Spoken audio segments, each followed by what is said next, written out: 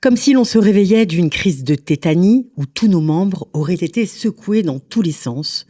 Nous reprenons notre souffle et la vie reprend ses droits.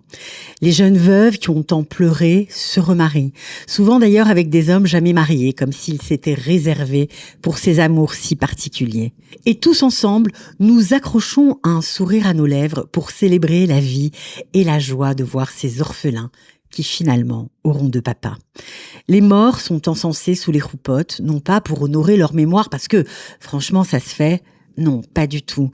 Ils sont tout simplement le socle de ces nouvelles maisons, de ces nouvelles amours. Leur bravoure, leurs sacrifices ne seront pas vains.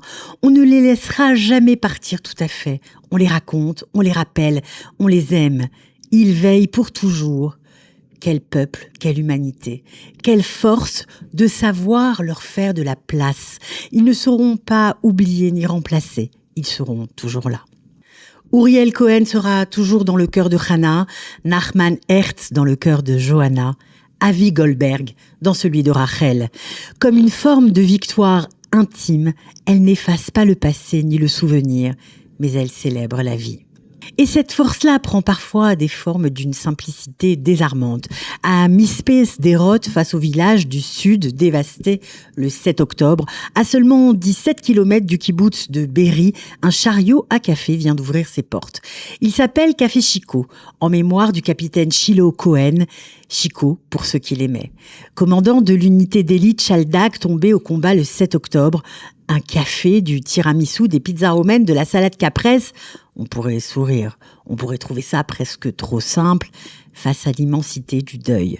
Et pourtant, c'est précisément là que réside la force du geste. Chaque tasse de café vendue, chaque bénéfice dégagé ira directement aux enfants vulnérables, aux personnes âgées, aux habitants de Sderot. Comme l'a dit le directeur de l'association qui porte le projet, il ne voulait pas seulement commémorer Shiloh, il voulait perpétuer son œuvre chaque jour, dans chaque échange humain, dans chaque sourire partagé autour d'un café. Voilà comment nous traversons l'indicible. Pas dans le déni, pas dans l'effacement, mais dans cette capacité extraordinaire à transformer la douleur en élan. Un sourire accroché aux lèvres, non pas pour faire semblant, mais parce que sourire, se marier, ouvrir un café face à Gaza, porter sur son t-shirt un visage d'un soldat tombé au combat, tout cela, c'est résister. C'est dire à voix haute que leur empreinte sur cette terre est indélébile.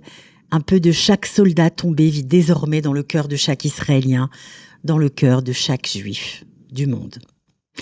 Et comme le crie Arthur à qui veut l'entendre, vous ne nous détruirez pas.